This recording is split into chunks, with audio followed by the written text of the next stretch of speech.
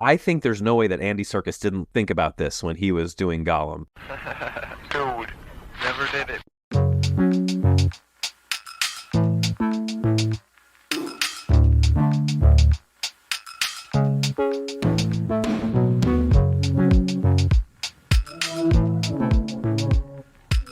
Welcome back to Never Did It. I'm Jake Ziegler, and I'm here with Brad Garoon. On Never Did It, we look back at the last 100 years of movie history in an effort to fill in some of our own movie blind spots. Today we're covering the year 1931. It's going to be Frankenstein and Fritz Lang's M. Let's start with Frankenstein, the one that I chose for you. Was there any reason that you had never seen this one before, or just one that just never came across? I just have never really been interested in the Universal monsters like Dracula. We sort of got into this 2 weeks ago when we did Nosferatu, and I didn't even realize it, but I don't like Dracula movies. I just think they're boring. And when I was younger, I think I saw a little bit of the Robert De Niro Frankenstein, Mary Shelley's Frankenstein. 1993. And it really disturbed me. I think that one's very violent. That's my understanding of it. I don't recall ever seeing it. So I never found myself, and I was never into the Mummy. I've never seen any of the Mummy movies, never the Brendan Fraser ones. I've never seen those, and I'm not avoiding them. They don't hold any interest to me. Even werewolf stuff, I've never seen American Werewolf in London. Excuse me, I've seen an American in Paris. Yeah, I've seen an American Werewolf in London. So yeah, these have just never struck me as something I needed to seek out. I was happy that you recommended it. I don't know if we need to tell people what it's about. It's Frankenstein. Right. I mean, if you don't know the story of Frankenstein, I'd have a hard time believing anyone, listening to a film podcast would have no idea what the Frankenstein story is at this Right. point. So it's been done so many times. I mean, I looked up a list of like Frankenstein films or films that use this story, and I mean, the list, like, I stopped looking at it after like a little bit because there's so many, and it's been done in so many different languages and countries, and it's endless. And they even as recently as they're doing another Frankenstein now with I think Guillermo del Toro is doing it, right? Yeah, I think that's right. Last year we had Poor Things, which was a very good sort of riff on the Frankenstein story. It took a different path. You didn't have Frankenstein terrorizing the countryside, but you did have the monster. Excuse me, you didn't have the monster terrorizing the countryside, pleasuring the countryside. Well, even earlier this year was, Lisa Frankenstein, which we haven't watched yet, but was written by someone who we now know that I enjoy, Diablo Cody. We worked that out a little bit ago, but on my wife and I's list to watch. We'd like to check that out at some point. So yeah. They're just milking this. They've been milking the story for over 100 years. I realized something the other day. I have the Regal Pass, and I was looking at movies to go see this week. And I could have seen The Fall Guy, and I could have seen Challengers, and these are the movies that everyone's really talking about right now. And instead, I went to see Mars Express, which I really liked and I really recommend. I don't know how people are going to be able to see it. Hopefully, some theaters are keeping it past this week. I know my theater stopped. They did like a 1 week run with it, and it's over already. We don't have it anywhere. It's not even anywhere near me. Well, it'll be on streaming soon enough, I'm sure. I realize I'd rather watch some of these, except with the exception of like Civil War and probably The Fall Guy. And of course, the upcoming Furiosa. I'd rather watch like smaller movies in theaters while I can. And so Lisa Frankenstein was one where I was like, oh, maybe I'll go see that. But it just slipped by me. But I think it's on Hulu now. Yeah, I think it is. So anyway, but back to 1931 Frankenstein. Yeah. James Whale directed this movie, and I thought it was okay. I liked hearing the classic line, "It's alive," which I only really knew from watching Weird Science as a kid, which is another Frankenstein story. Mm-hmm. I thought it was all right. It's very much of the time. It's very emotive. It's very campy. What I found interesting, and we'll talk about this more when we get to M, I didn't realize that movie scores weren't really a thing overall in 1931. So I kept remarking to myself how there's no score, there's no music in the movie, which I was annoyed by until the very end when you had like dogs barking in the background or people shouting in the background or cool background noises that raised the tension. But there were many scenes in it where I thought, wow, a song sure would help to ratchet up the tension. And this, the effects are very dated and the costume is very dated. Well, and I saw two reasons for that, because I noticed that more this time.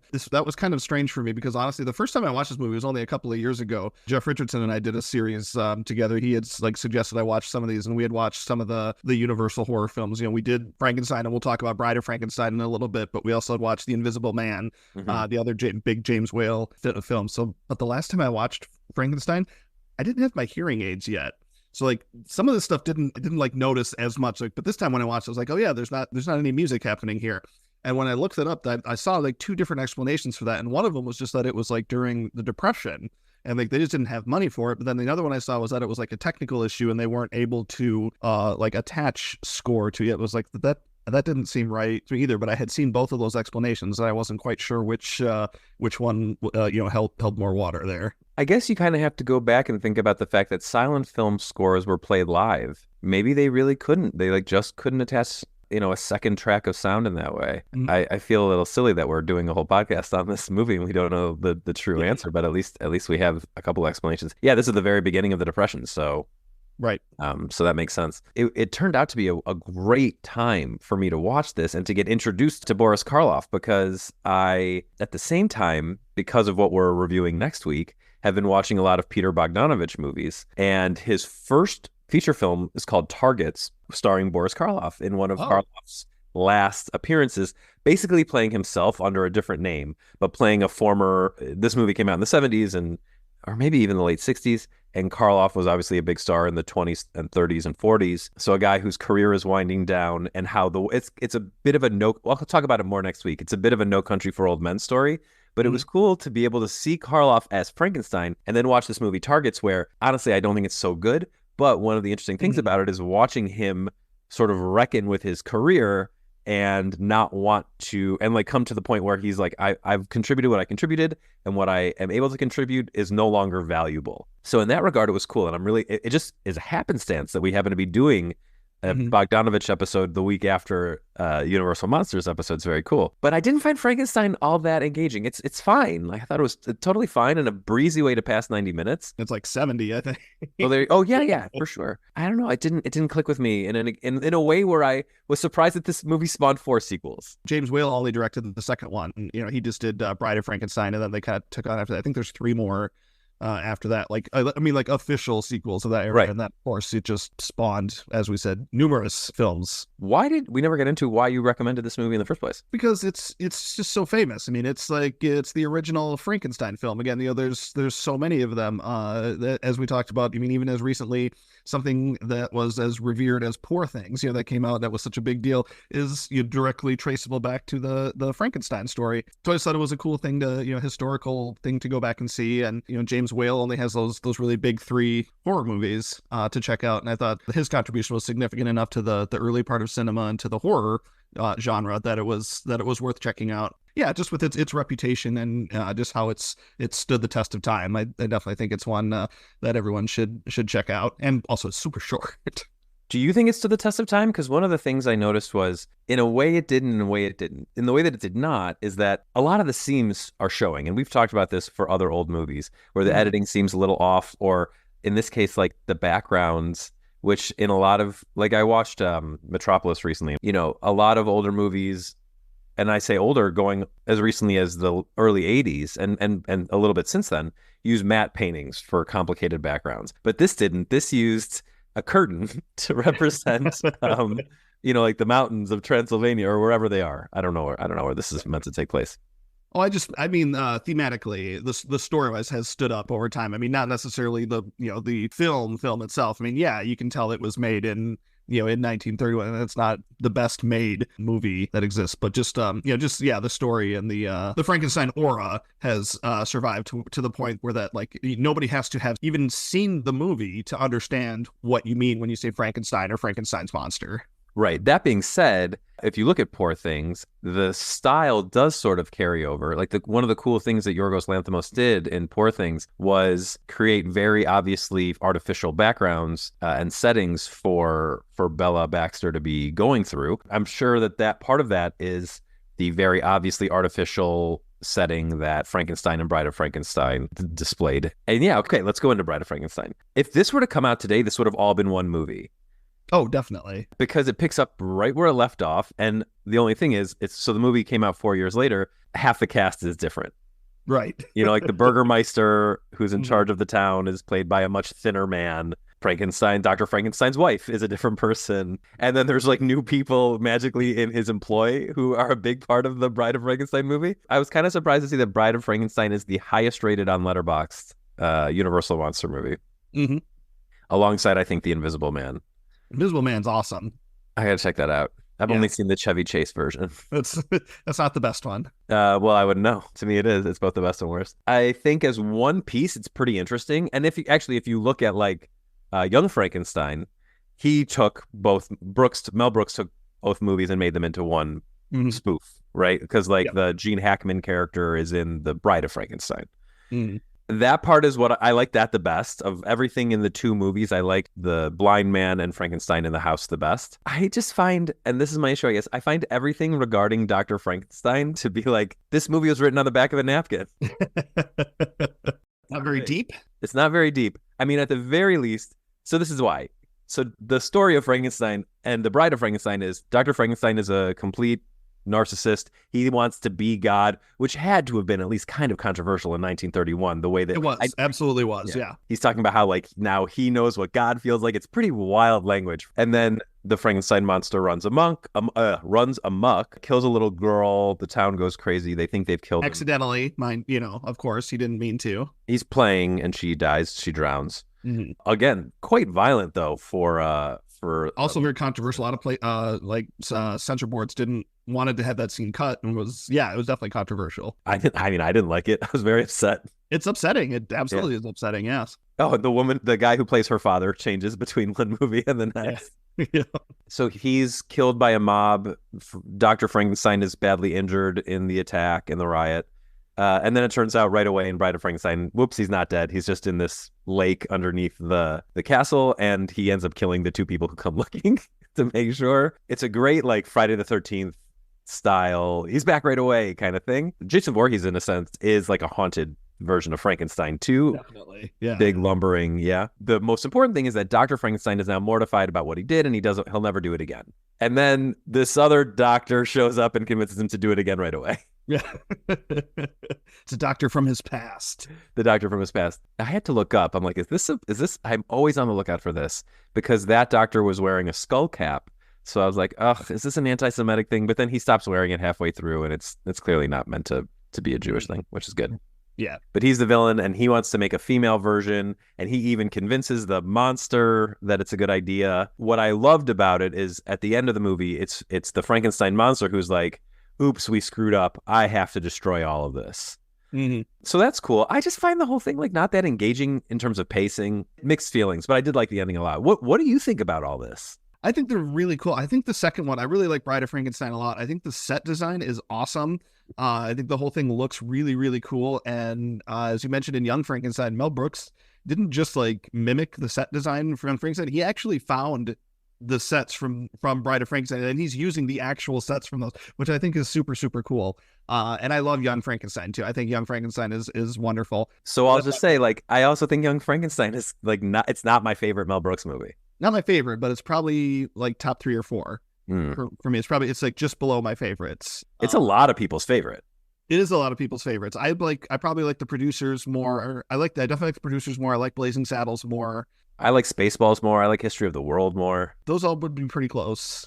I think Spaceballs was a big one for me as a kid too. But what I really, really love about, the title is just right because it's not the Bride of Frankenstein at all. It's the Bride of the Monster. So the title is very strange. But this is why people get so confused. They do, yeah. That's why people are still, they still say it wrong all these years later. But I love that the character, she doesn't even appear until I think there's 4 minutes left in the movie until she actually appears. And just that image is, I hate this word that gets thrown around a lot for things that are not this, but it's iconic. You always, before you say iconic, you always preface it. It has to be known that I don't just throw the word around willy-nilly because that's not my style. But there's that image of her with the big hair and the lightning running through it and everything, and it's awesome. I really like the second one and what it all builds up to. And like you said, if this was all just if someone would just cut it together as one movie, I think it would actually have someone cool put a score to it. Pretty awesome. As they are, I still enjoy them as a product of their time, just for what they influence and what you can see in the future. For what films have done since then and what they've taken from the movies and done with them. But I've seen them now a couple of times within the last couple of years, so it would probably be a while before I go back to them again at this point. You mentioned cutting them together and adding a score. One thing that would be a little weird is the beginning of Bride of Frankenstein, where Mary Shelley is talking to a couple of her buds about the story. Like, that'd be such a strange interlude. I still don't understand why they did it. But one of the cool things is, so Elsa Lanchester, is it Lancaster or Lanchester? Lancaster. She plays Mary Shelley. She also plays the Bride of Frankenstein. I love that.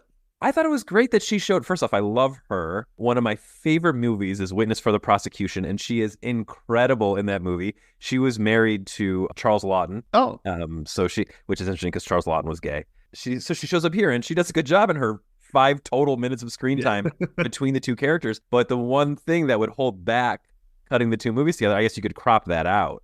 Mm-hmm. It's just so strange that they decided to start the second one by being like, by the way, this is a story that is being told by Mary Shelley. This seems like a very non-1930s thing. It just doesn't seem like something that they would have done in that time period. No, you know who did this was like the Disney people did it. Like they did a lot of by showing the storybook at the beginning of most of their early movies. Mm-hmm. Or like for Mickey and the Beanstalk and things like that, they'd have interstitials with famous people and their ventriloquist dummies telling the story. So yeah, pretty odd stuff there. But not a waste of time, and I'm glad I've seen them. Honestly, after I saw the first one, I'm like, oh, I'm going to watch all 5 of these. And then after I saw the second one, I thought, I could probably stop here. Yeah, I think you're good. So maybe I'll watch Dracula and The Invisible Man and The Mummy and what's the werewolf one called? Oh, Werewolf of London. That's the werewolf one. Decent stuff, but not as good as what was coming out of Germany at the time. As it happened, I had originally suggested you watch the movie Dishonored, the Josef von Sternberg movie. Now, but then it turns out, one, we've already done a Josef von Sternberg movie. We did The Blue Angel, which we both liked a lot. But given that we'd already covered one, and that it was pretty hard to find, it's not the most available to stream, and that there's a much more famous movie that we hadn't seen, that neither of us had seen, from 1931. I gave you M. And the reason I hadn't given you M in the first place is because it didn't come out in the United States until 1933, but you let me bend my rule, or your rule, rather, for this one. Yeah. Yeah, I really wanted to see M, so I was willing to bend my own rule, which, we're nothing if not flexible here at Never Did It. Totally. In fact, it's weird. At some point, we're going to have to watch an actual 1929 movie since we haven't done that yet. Oh, that's right. We did 1922 and 1928 for that episode. But in any event, we'll have to do a special episode for an actual 1929 movie. I wonder if there are any other years where that happened. There probably are. Mm-hmm. So I gave you M. We hadn't done a Fritz Lang movie since we've both seen Metropolis. Yeah, it's super famous, and I love Peter Lorre, so it seemed like a great opportunity. M is about a serial killer who's terrorizing a town and the various mobs that form to find and judge him. So it's at the same time like a noir and a procedural and indictment of society. It's very cool. I thought very cool. What did you think of M? I loved this movie a lot. After we get done talking about this, I know we don't have like top 10s of the 1930s quite yet because we haven't seen all these movies, but I have like a list of top movies of the decade, and I'll go over like where these movies are like in my top list of the top of the decade list. But I love this movie. I was really taken in with it right from the beginning. Like you, I love Peter Lorre, but you can trace so many of today's cool movies. Like the first one I thought of right away was like, okay, well, Zodiac can trace a lot of its, a lot of what happens in Zodiac can be traced like directly back to this, but there's a lot of movies like the procedural, even sticking with Fincher, like you can, a lot of like Seven can be traced back to this. A lot of these police procedurals and serial killer movies can be traced back to this. And the fact that this came out, in 1931 is almost kind of mind blowing. Just the way that the story progresses and the way that who the killer is really early in the movie, and it's not a surprise and it's not like a big reveal or anything like that. Like in Zodiac, there's still like that kind of mystery about it, not really entirely sure even in until the end. But in this, it's like, okay, well, here's the killer, but they still build all this suspense around it. As many movies have taken as many things from it, I still can't like compare a movie like directly to the way that it shows the killer and the way that it progresses with that character, and then what ends up happening with him at the end of the movie. I can't think of anything that's like a direct comparison to that. It's still so unique. So what I found, even beyond the fact that Peter Lorre is introduced as the killer almost right away. I mean, you don't see his face right away, but you see his back, and then you see his face pretty early on. And then a lot of the tension is built around, will he kill again? And then later the tension is around what will happen to him. What I found fascinating was he's the only character in the first half of the movie. Everyone else shown in the first half of the movie, we don't learn anything about them as individuals. They are a part of a larger horde. There's the political class, the police, and the criminals. That's it. And we spend so much time with these gangs, these like bank robbing gangs and just the real underbelly of the town. how the underbelly is treated so poorly. And of course they'd be bloodthirsty. They have like no rights. It's still Weimar Germany. The Nazis aren't in power yet. Although it's interesting, there were some Nazi impediments to this movie getting made because the head of one of the studios where it was going to be made was a Nazi, and he thought that this movie was about Nazis. Doesn't say much for you when that's what you're afraid of. Right. When you hear that it's a movie about a child killer. And then it's not until quite a bit into the movie when there's the tension around, okay, the killer now has another kid in his sights, and will the safecracker and his people get to them before the police investigator and his people? And will he just escape in general? That's all very cool. And then the carny way that they use panhandlers to mark him with the iconic, to use a word, The M. Yeah. I thought that was pretty great. The thing that I was most blown away by was he is so despicable. Peter Lorre is so despicable and disgusting throughout the movie. And yet, when he stands this trial in this kangaroo court for the criminals, he gives one of the best, I can't call it a babyface turn because you don't like love him when it's over, but you do wonder like, oh, what should actually happen to this guy at the end of it? He makes the character, at least in a pathetic way, very sympathetic. This is why this guy had a 40-year career in movies. He was incredible. Try to picture, again, some of this movie's descendants pulling off something like that. Like, I can't picture Kevin Spacey pulling that off in Seven. You know, a speech like that, a monologue like Peter Lorre did there. Like, I just don't see it happening. Like, what he did there, like, was watching it, like, almost couldn't believe it that it was so good. It's like, I haven't been blown away by like a piece of act like that in a long time. And I love movies and I love lots of acting, and there's lots of performances that, like, I'm very effusive with my praise. I give 5 stars out like candy. It's not a hard thing for me to get, but like when I was watching this, it was stunning. It's like almost upset that I had never watched this before, but simultaneously glad that we finally did. And I'd seen Peter Lorre do a lot of different things, but I mean, this was like nothing I'd ever seen him do before. Right. On the one hand, in The Man Who Knew Too Much, it's super impressive that he's doing that entire performance phonetically. He doesn't know English. And he's doing that just based on what he read. And he taught himself English by doing that. And here, it's in his maybe this is part of it. It's in his native language, and he's just on another level. Like, I love his performance in The Maltese Falcon. He's great. He's even really fun in 20,000 Leagues Under the Sea. This is a different thing that he's doing here. You know, you brought up influences, Seven, and I think Zodiac way more so. But Lord of the Rings, the Gollum, I asked you to remind me about Gollum when we talk about this. Yep. I think there's no way that Andy Serkis didn't think about this when he was doing Gollum. And the way that it's animated in the 70s adaptation of The Hobbit and Lord of the Rings. Gollum, the way he moves, the way he talks, the way he sounds, and even the way he looks, I think is, I mean, obviously, most of it is J.R.R. Tolkien's description of him and illustrations of him. But you know, Tolkien wrote these books after this came out too. So even Tolkien was operating in a post-M world.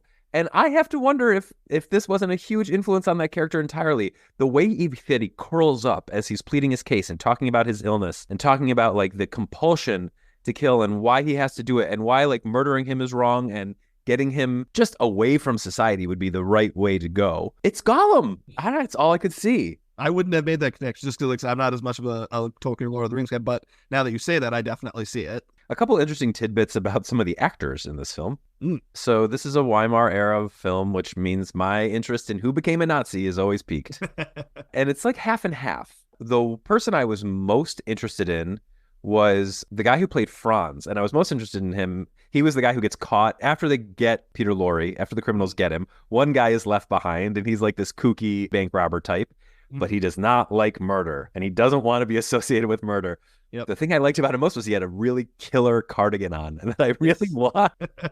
But he was very good. So his name is Friedrich Gans, and it turns out he was very anti-Nazi and got in a lot of trouble for that, and had a big gap in his acting career during the Nazi regime because of that. So props to him. And then the other person we already know that Peter Lorre, Jewish actor, had to leave and became an American Hollywood star, as did Fritz Lang. Fritz Lang was not Jewish, but his mother had converted from Judaism to Catholicism. So even though Goebbels had wanted him to be like the starring director of Nazi Germany, Lang knew that it would be found out that he had Jewish ancestry, and so he also left for the States because he didn't want any part of that, and he divorced his wife because she was a Nazi sympathizer, or maybe she divorced him. But then there are quite a few people who became Nazi stars and starred in propaganda films, including Otto Warnickel, who played the inspector. He was very good. And Gustav Grudgens, who played the safecracker. He went on to be like a big Nazi propaganda star. So I don't know if a 50-50 split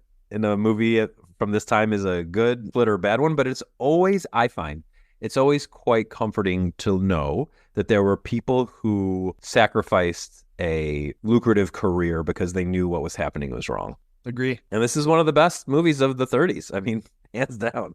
No question. Any awards love for either of these films? Not really. Neither hit with the Oscars so much. But M did hit when it came out in the States in 1933. It was the National Board of Review's top foreign film of that year. So it did get recognized there. Frankenstein, I think, had been recognized as, in some horror. I think it played it, maybe it was a selection at the Venice Film Festival or so. I had looked it up just before we started. But, certainly no Oscar love. Certainly nothing major other than the M getting the NBR recognition that the year it came out in the U.S. Cool. So where do these movies land in your top of the decade list? Yep, I've got a top 20 of the 1930s right now. The original Frankenstein comes in at number 17 of the top 20, and Bride of Frankenstein is in at number 11. And then M right now comes in at number 2. So I've got a top 16. I only rank my movies that are 3 stars or higher. So I've got Frankenstein is 16 out of 16, just under The Tale of the Fox, which it only beats because Tale of the Fox was so painstaking. It's one of the first stop motion animation feature films. And then Bride of Frankenstein is number 14, just under King Kong, which we've covered on this podcast. And then M is number 3. What do you have above M? Mr. Smith Goes to Washington at number 2, and Modern Times, which we've covered on this podcast, at number 1. Yeah, Modern Times is the only thing I have above M as well. All right. Well, thank you for dropping into 1931 with us. If you want to know what is coming out next week, go to our Letterboxd profile. You can find me at Brad Garoon on Letterboxd. I think, Jake, you're Jake Ziegler on Letterboxd. Yep, it's Jake_Ziegler. And both of us have pinned to our profiles our Never Did It podcast list. You could also just search for the Never Did It podcast list. And the 2 movies that will be discussed on next week's episode are always at the top of that list. We have a Facebook page now as well. You can check that out at facebook.com/neverdiditpodcast. I'll be posting on that with new episodes and just fun updates from time to time about what we're watching and what's coming up. So check that out. And thank you for joining us for Never Did It.